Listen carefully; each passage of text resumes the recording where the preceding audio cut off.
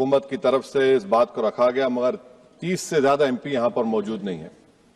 Madam, पहले तो मैं वजीर आजम की इस बात की मजम्मत करता हूं और उनको बताना चाहूंगा कि जिना के बारे में उन्होंने जो कहा था, हम तो जिना के सख्त मुखालिफ है, इसलिए भारत को अपना वतन माने, मगर 42 में आपके प्यारे वीर और जिना की पार्टी ने नॉर्थ वेस्ट फ्रंटियर, सिंध और बंगाल में मिलकर हुकूमत चलाई और उस हुकूमत ने 1.5 लाख हिंदू और मुसलमानों को अंग्रेजों की फौज में शामिल कराया ताकि वो लड़े।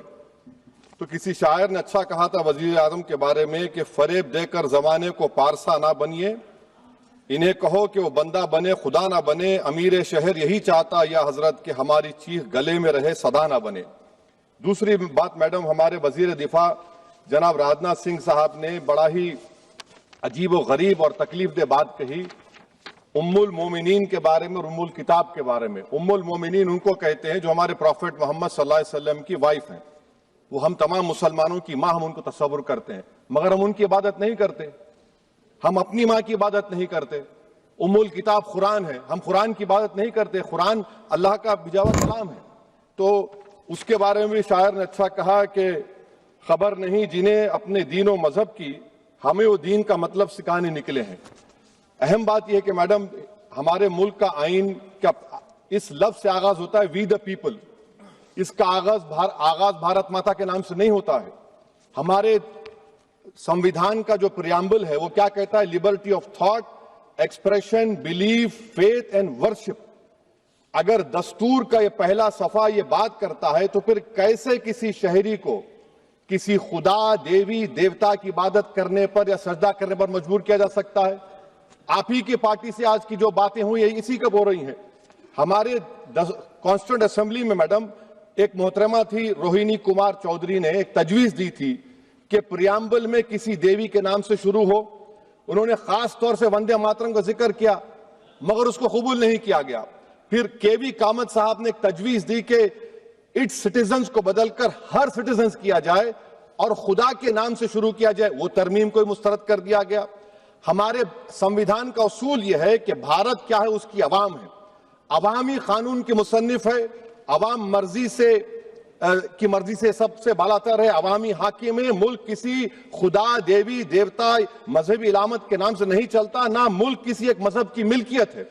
इसीलिए बाबा साहब अंबेडकर ने क्या कहा था, उन्होंने मदर इंडिया के नजरिए को मुस्तरद किया। बाबा साहब ने एक नई इस्तिलाह वजह कर दी और कहा कि भैक्षित भारत, ये बाबा साहब अंबेडकर ने कहा। अब मैडम, अगर मजहबी आजादी इस आइन का बुनियादी उसूल है तो सवाल यह पैदा होता है कि उस वक्त हमारे जो कॉन्स्टिट्यूंट असेंबली के प्रेसिडेंट थे जनाब राजेंद्र प्रसाद साहब ने किस बुनियाद पर वंदे मातरम को कौमी तराना करार दिया? ना तो कोई सच रेजोल्यूशन है इसके बारे में। मैडम, मैं आपको बताना चाहूंगा कि जुडिशरी क्या कहती है। बीजू इमैनुअल केस है 1986 का, जिसमें जिहोवा विटनेस ने कहा कि मैं नेशनल एंथम के वक्त खड़े रहूंगी, पढ़ूंगी नहीं। सुप्रीम कोर्ट ने कहा कि उसने कोई गुनाह नहीं किया। वहीं एक 2017 का केस है अश्विनी उपाध्याय का केस सुप्रीम कोर्ट का, उन्हें कहा गाइडलाइंस दिए जाएं वंदे मातरम पर, सुप्रीम कोर्ट ने नहीं कह दिया। फिर आप आ जाइए madam, prevention of insult act national 1971, इसमें नेशनल सॉन्ग नहीं है, सिर्फ नेशनल एम्बलम और आपका नेशनल एंथम है। फिर आप आ जाइए 40th अमेंडमेंट आर्टिकल 51A 76 में पास हुआ, उसमें भी इसका कोई जिक्र नहीं है। मैडम, मैं आपके सामने बताना चाहूंगा कि हमारा भारत एक इसका मजमुआ क्या है, इसमें हिंदू है, मुसलमान है, सिख है, ईसाई है, जैन है, एथिस्ट है, मेहनतकश है, किसान, गरीब, मजलूम और दलित है।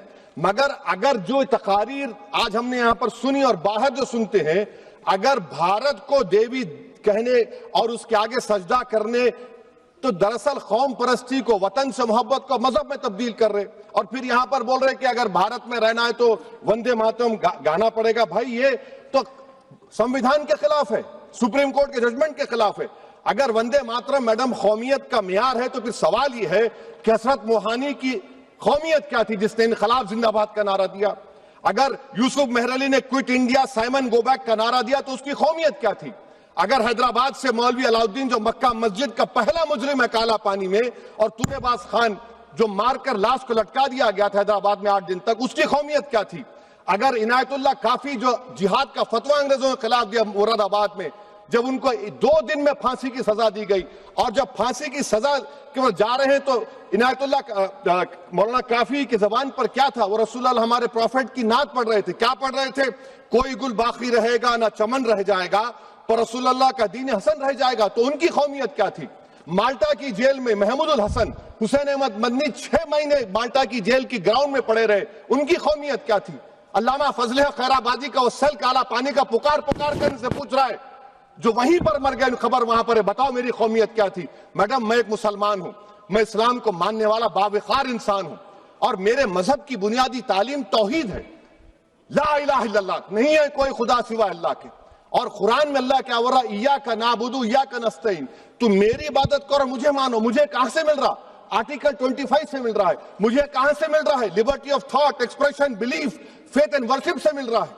तो इसको जोड़ना ये बहुत ही खतरनाक होगा। और हमारे प्रॉफिट मोहम्मद सल्लल्लाहु अलैहि वसल्लम जब मदीने को गए तो उन्होंने उस वतन के लिए दुआ की, कहा कि अल्लाह मदीने की मोहब्बत हमारे दिलों में और इजाफा कर दे, मक्के से ज्यादा कर दे। तो ये इस्लाम, मुसलमान होना, हमारे ईमान में मुल्क की मोहब्बत बीच में नहीं आती, और मुल्क से मोहब्बत है और रहेगी हमेशा, क्योंकि ये अजीम कुर्बानियां यहां पर शामिल है जिन्होंने जंग आजादी में हिस्सा नहीं लिया। आज अगर वो वतन की मोहब्बत का दर्ज देंगे तो बड़ा गलत होगा। मैडम, मैं आपके सामने एक चीज पढ़ूंगा। 1937 रविंद्रनाथ टैगोर ने लेटर लिखा सुभाष चंद्र बोस को, मैं सिर्फ किसी ने नहीं पढ़ा ये। क्या कहा टैगोर साहब ने? But parliament is a place of union for all religious groups and there the song cannot be appropriate. When Bengali Muslims show sign of stubborn fanaticism, we regard it intolerable. When we too copy them and make unreasonable demands, it will be self-defeating. ये मैं इसको ले करूंगा madam, आप देख लीजिए। फिर दूसरी तरफ मैडम आप आ जाइए, मैं यहाँ पर बैठकर, हाँ, जितने तकारीर यहाँ पर हुए सब जनगण मन पर तनकीद किए। तो मैडम मुझे ये कहना पड़ेगा कि जनगण मन पर आप लोग इतनी तकलीफ क्यों उठा रहे हैं? आखिर इतनी तकलीफ क्यों है? तो मैं जब जाकर देखा तो मुझे 28 दिसंबर का ऑर्गेनाइजर मैगजीन का आर्टिकल मिला, जिसमें ऑर्गेनाइजर लिखता है कि what is the moral sanction behind government choice of Janagana Mana, except that it can be made an item of entertainment at the sumptuous parties thrown by government officials। आप बताइए, इसका बोलेंगे आप? और फिर उसके कैन कैसा करते हैं? It will mean we can not love our motherhood. Madam please, it will mean that Vande Mataram is buried alive with the word Jangan Mana on the tombstone, for the tomb will also be of Jangan Mana of the will of the people। इस पर आप क्या बोलेंगे? Madam, मैं आपको ये बताना चाह रहा हूं कि वतन की मोहब्बत हमारे लिए बहुत अहम है, मगर ये बताइए हमको कि अभी मैडम यहां पर आनंद मठ के बारे में बहुत कुछ कहा गया। मैं सिर्फ 2 मिसालें आपको देता हूं। आनंद मठ के पेज नंबर 70 और 80 को पढ़ लीजिए। इसके बाद सनातन जहां मुसलमानों के घर पाते थे, इन्हें आग लगा देते थे। आप पेज नंबर 98 पढ़िए, हमें सिर्फ इन मुसलमानों को जड़ से खत्म करना है क्योंकि खुदा के दुश्मन बन चुके हैं। फिर आप पेज नंबर 115-16 दीजिए, फिर मुख्तलिफ इलाकों में मुसलमानों को सजा देने के लिए भेजे जाते, जहां मुसलमान आबादी नजर आती जला दिया जाता। फिर आप देख लीजिए मैडम, सफे नंबर 120 पेज 120, बंकिम लिखते हैं कि सनातियों को मालूम नहीं था कि अंग्रेज हिंदुस्तान को निजात दिलाने वाले हैं। ये आप क्यों कर रहे हैं? अब आप मैडम, मैं आपको पेपर्स दे कर दूंगा। मैडम, भारत में हमारी आजादी इसलिए आई और बरकरार रही कि हमने मुल्क और मजहब को एक चीज नहीं बनाया। हमने ऐलान किया कि हमारी मुल्क मुख्तलिफ तबकात मजहब पर मुश्तमिल है, हमारे मुश्तरका तकदीर हमारी कौमियत का सरचश्मा है, यह खास जबान सखावत मजहब नहीं है। अगर वंदे मातरम का मतन कौम और मजहब को एक बना देता है, अगर हम इसे टेस्ट बनाते हैं वफादारी का, तो फिर मान लीजिए कि यह गांधी, अंबेडकर, टैगोर, बोस और लाखों आजादी के सिपाहियों की सोच को छोड़कर गोडसे की सोच की हिंदू कौमी परस्ताना, मैडम खत्म कर रहा हूं, कौमी हिंदू कौम परस्ताना को इख्तियार करेंगे। मुझे वतन से बेइंतहा मोहब्बत है मैडम, और इंशाल्लाह हमेशा रहेगी, मगर बावजूद इसके कि मेरी मस्जिद, मेरी इबादत गाह, मेरे कपड़े, मेरे कारोबार पर हमले होते, मगर मैं फिर भी कहता हूं कि वतन मेरा, हर वतन को हम छोड़कर नहीं जाएंगे। मगर हुब्बुल वतनी का क्या मुतालबा है? हुब्बुल वतनी ये कहता है कि वतन से मोहब्बत है तो जुल्म को खत्म करो, गरीबी को खत्म करो, बेरोजगारी को खत्म करो, जबर का खात्मा करो, अमन का गहवारा बनाओ, पाकिस्तान की दहशतगर्दी को खत्म करो, एक्सप्लॉयटेशन को रोको, शरारत को रोको, मुल्क के खिलाफ की जाने वाली साजिश खत्म करो।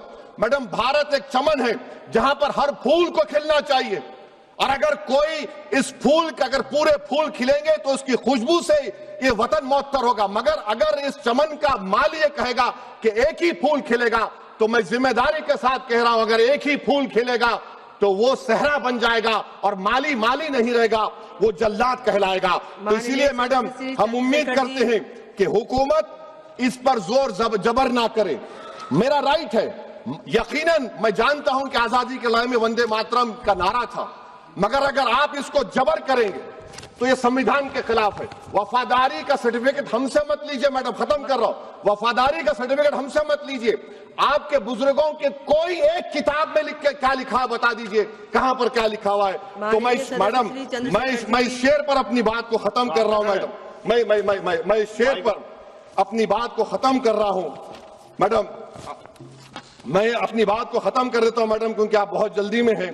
कि भारत जिंदाबाद, हिंदू मुसलमान जिंदाबाद, दलित जिंदाबाद, ईसाई जिंदाबाद, आदिवासी जिंदाबाद, जो किसी खुदा को नहीं मानते वो भी जिंदाबाद, और मैडम तो सब पिछड़ा सब आ गया इसमें। तो हम उम्मीद करते कि इस रूह को आप समझेंगे, अगर आप सिर्फ अपनी आइडियोलॉजी को लेकर चलेंगे। और आखिर में मैडम, जनाब बंकिम चंद्रा साहब के बारे में मैं आपके सामने डॉक्यूमेंट लेकर रहा हूं कि उन्होंने बीए का एग्जाम पास नहीं किया था, 7 मार्क्स से फेल हो गए थे, ये भी रख रहा हूं। तो आप जिसका लिटरेरी जायंट बता रहे ये नहीं है। बहुत बहुत शुक्रिया मैडम।